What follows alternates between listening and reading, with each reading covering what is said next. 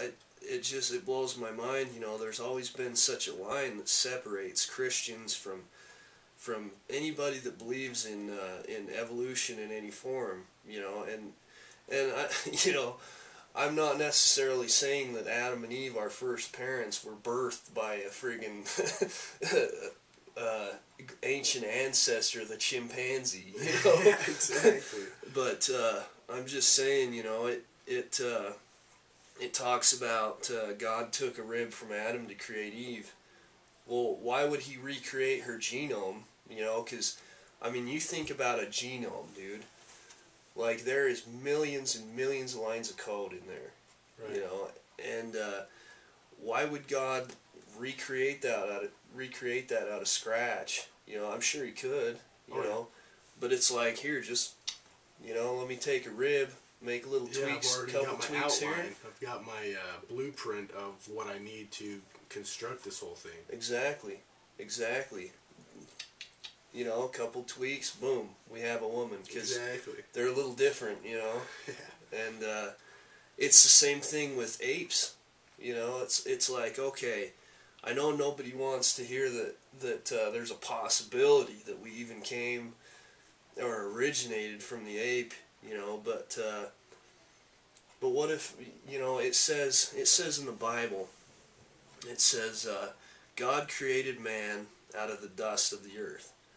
Well, I've done a lot of research on dust, and it says, you know, it actually pertains to something, you know, dust of the earth. So God didn't say I created man out of thin air, you know, which he probably could, but, you know, he wants to specify, as he does a couple of times, that he created man out of the dust of the earth. Well, all through the Bible, man and living organisms are referred to as dust.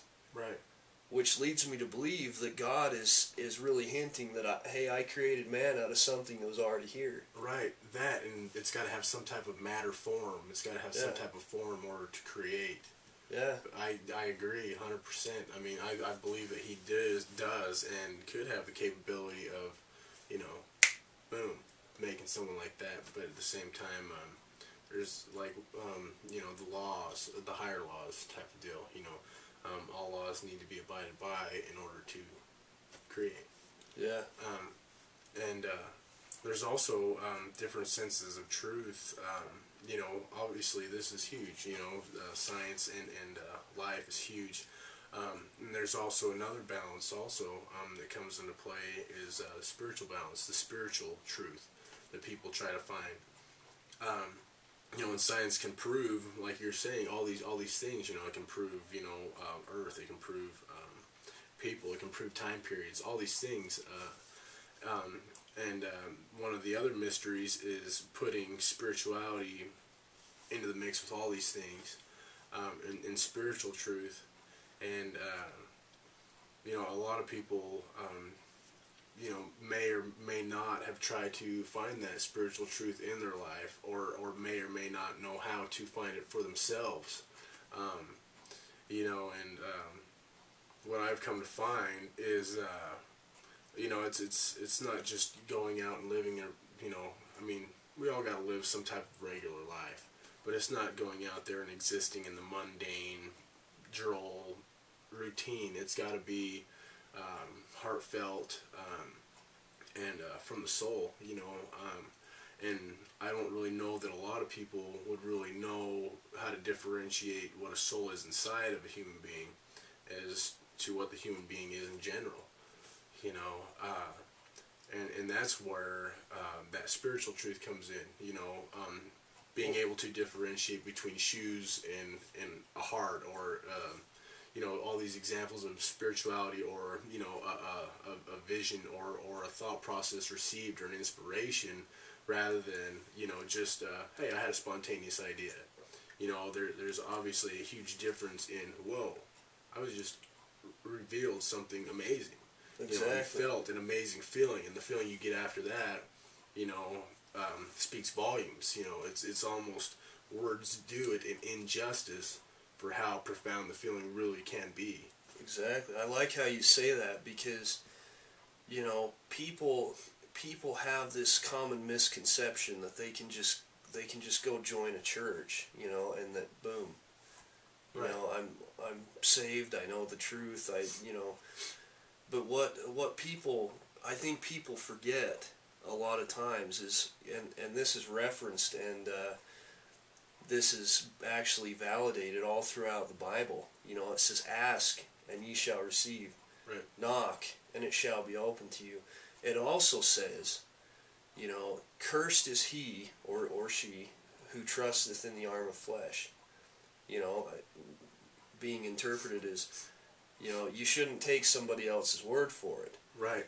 You know, God would certainly not put us all here and expect us to just take somebody's word for it, because like you said, truth is truth, and there's different levels of truth, and sometimes truth can be obscured with pieces.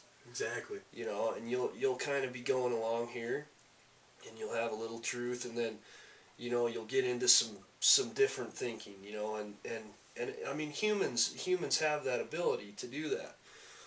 But God, it's my belief, and I know that God expects us to find it, to figure it out, you know, to ask Him.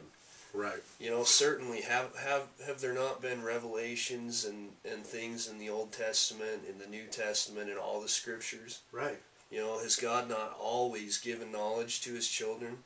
Right. Especially through sacrifice and showing, you know, like you say, that they're searching for the truth, you know, to a certain extent, whatever that may be to the individual, whoever seeks it out with pure intent will be given, you know, those blessings or that inspiration of a pure knowledge that, hey, this is who I am as an individual person, spirit, soul, whatever, body, mind, all that. And this is the path I need to go, you know, and this is He who's leading the path, you know,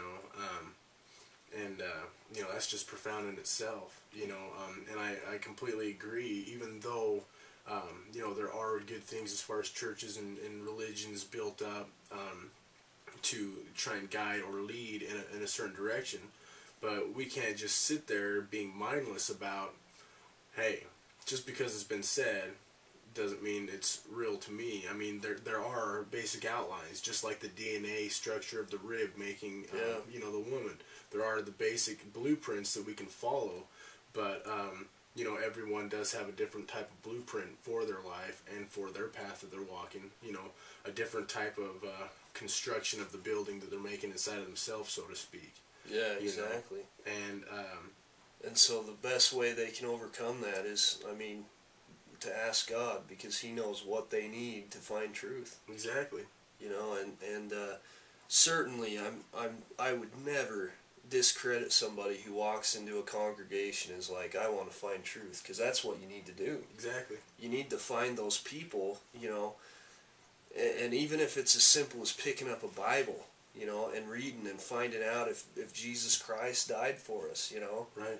If that's all you do, and then you take that and you just keep going with that. Right. You know, you get one step of information and you keep going. You know, you go to a church, you know, you listen to the pastor, you listen to the dude man doing his thing, you know, and then you go and ask, though. Right. You pray about it, you know, you study it, you reference it with the scripture. You know, and if people do that, you know, and like you said, if they have an open mind to whatever God would have them do, they'll find truth. Right. Right, I agree, and I agree with everything you said, and also too, to add to that, you know, if someone's not too, I guess, driven as far as going into a church immediately, you know, try going out and just meditating to yourself and try to, you know, express yourself in the higher meditated sense of spirit or mind.